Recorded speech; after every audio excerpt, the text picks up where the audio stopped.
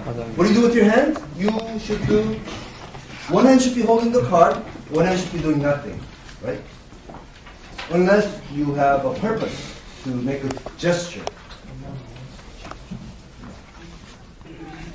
Gesture, right? And then what do you do with your eye? You zero in on one person. Look at his eyeballs until you finish your sentence. And then you can move to just look and then look at her. I mean, there are other eyeballs, right? There are other eyes, but you look at just one. Because that provides intensity, energy, focused energy. And everybody else feels that energy. You look at her, and then you finish your sentence. So it's important to finish your sentence, finish your thought with one person at a time. What do you do with your face?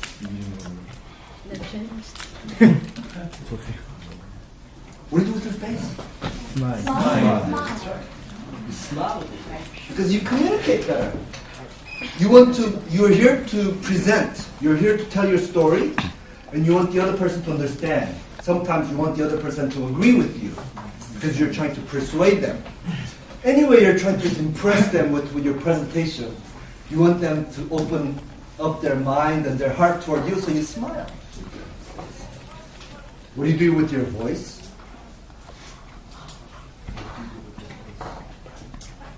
What should you do with your voice? Fill the part. Fill the room. You should fill the room with your voice, right? Your voice should be energetic.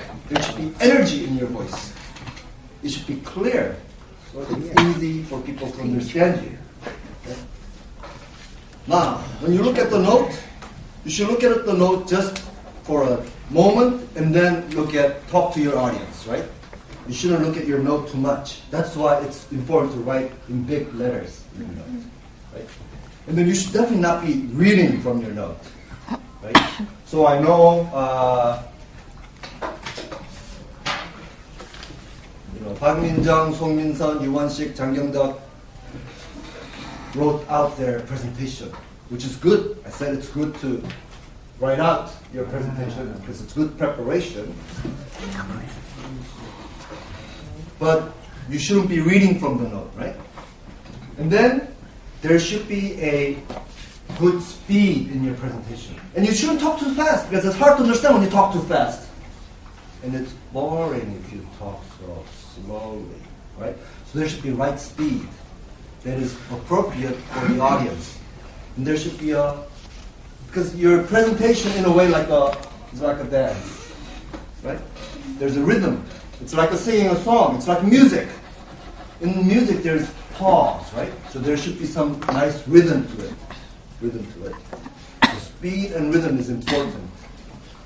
And then we say,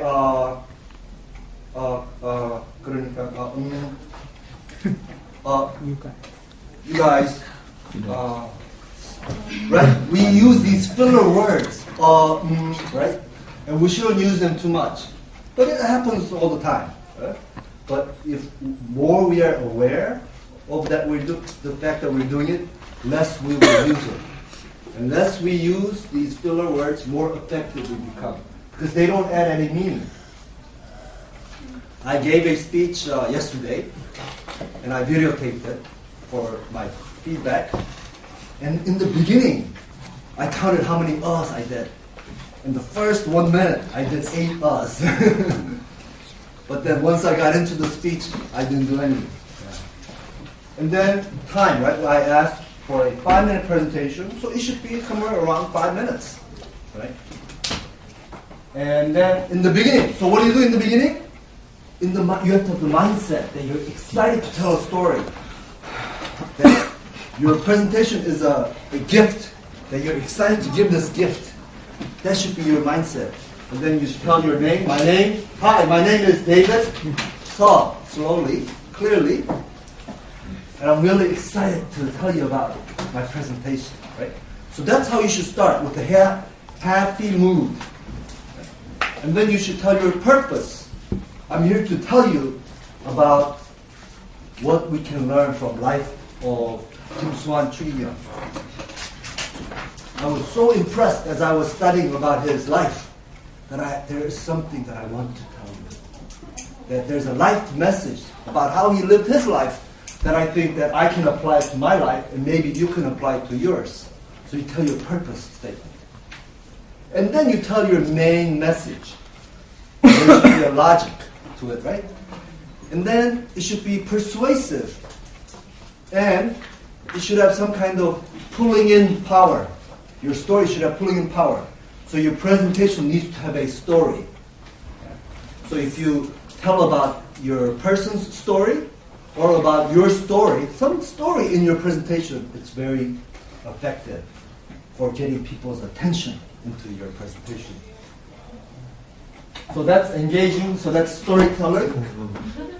And then at the end, you should do a summary of your presentation.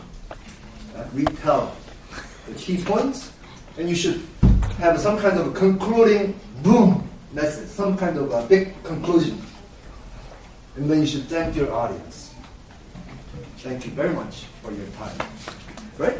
So if you count these, there are 20 items that you can do well on. And what I want to do is give you a feedback on how you did on these 20 items. In order to do that, I would like for you to now, when I give you the cue, I want you to come up to the board and pick one item that you want to watch for when other people give presentation. Okay?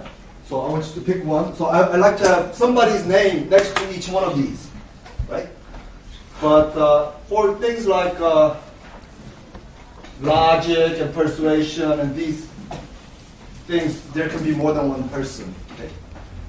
And then in your assessment, you can give your feedback about the item that you have chosen. Yeah? Good things that the person did well, and then things that person can improve. And especially, I want you to be observant in things that the person did well on. Okay? And give some very specific feedback. Very good. So then, at the end of your presentation, you will have, 27 feedback forms that will be very helpful for you. And you will get feedback on each of these. How many O's you did, how long you took, if you were persuasive or not, right? And this will be very, very good information. And being able to give this kind of feedback to other people will be also very good learning experience for you.